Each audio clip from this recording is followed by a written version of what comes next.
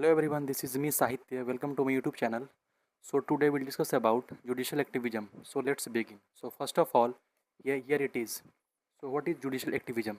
So judicial activism refers to an active role played by the judiciary in protecting constitutional values, fundamental rights and public interest, especially when the legislature or executive fails to perform its responsibilities effectively.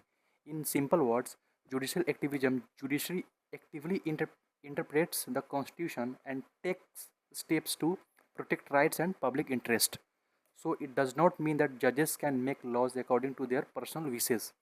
The judiciary must still work within the constitution. So next topic is judicial activism in India. So the concept of judicial activism became particularly prominent in India during 1970s and 80s. So the Supreme Court and High Court expanded the scope of judicial review and fundamental rights through liberal interpretation of the Constitution. A major factor behind this development was the use of public interest litigation, which is also called PIL. So example, earlier access to courts was generally associated with a person directly affected by a violation. Through PIL, a public spirited person or organization could approach the court regarding issues affecting disadvantaged section of society. So we'll move to the next topic. Why did judicial activism develop? And several factors contributed to its growth. So first is failure of the legislature and executive. So when the government fails to properly address an important public issue, courts may intervene within their constitutional jurisdiction. Example, if authority fails to protect prisoners from inhuman treatment, courts can intervene to protect their fundamental rights. And second one is protection of fundamental rights. The judiciary has interpreted fundamental rights broadly to provide greater protection to individuals.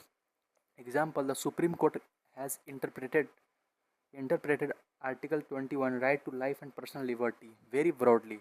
It has included rights within Article 29 such as right to livelihood, right to a clean environment, right to legal aid, and right to a speedy trial, right to privacy.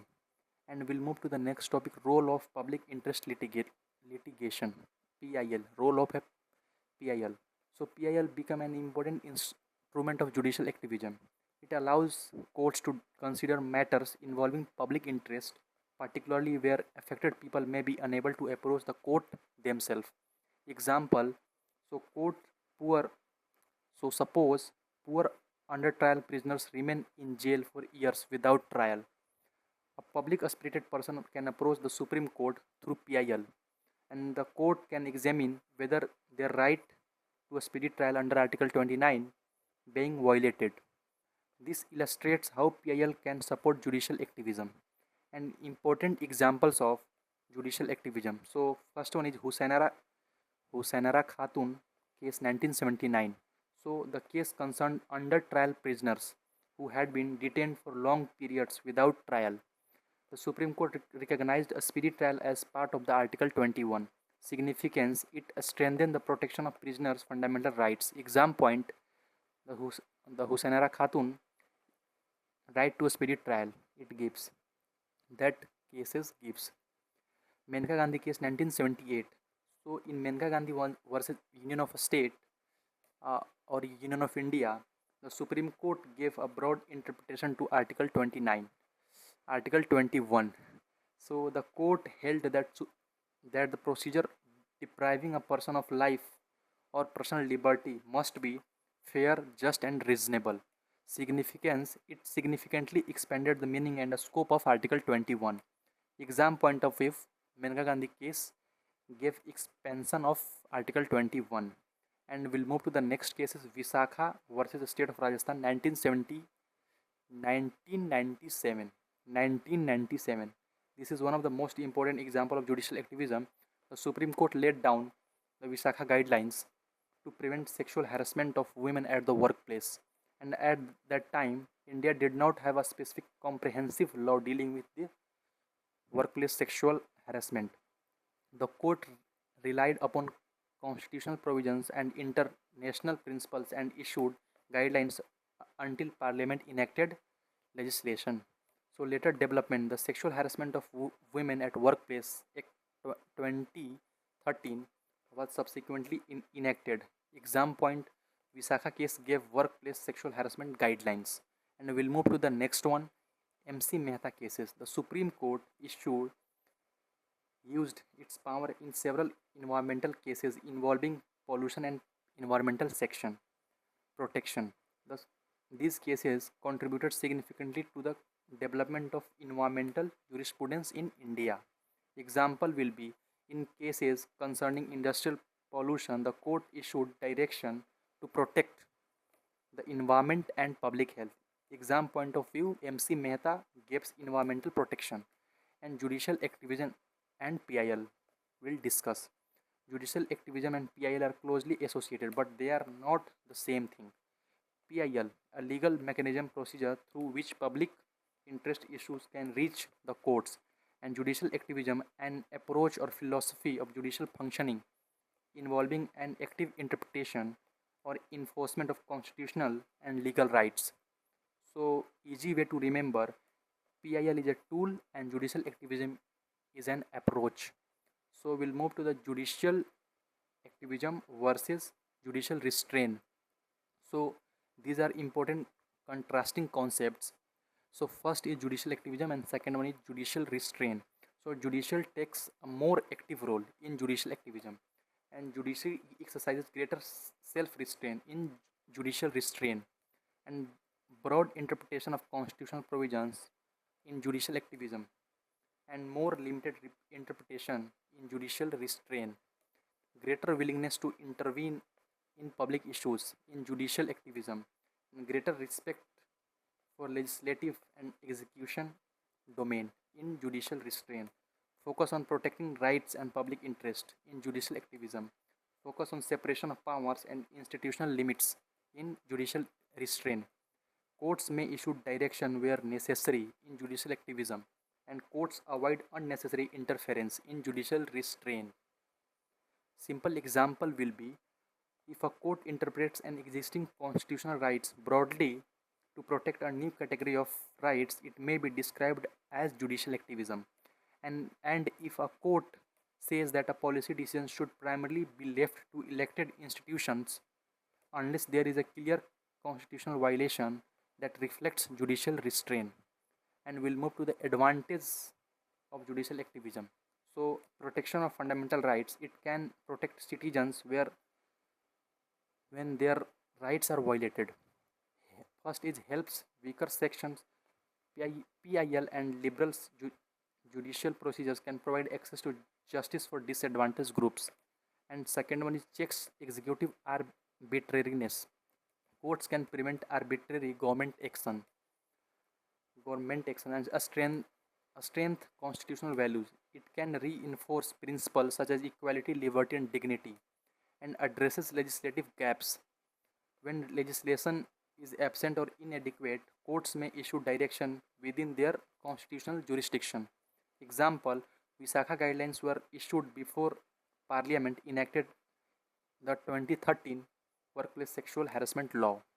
And we'll move to the criticism of judicial activism. So, judicial activism also has limitations and criticism.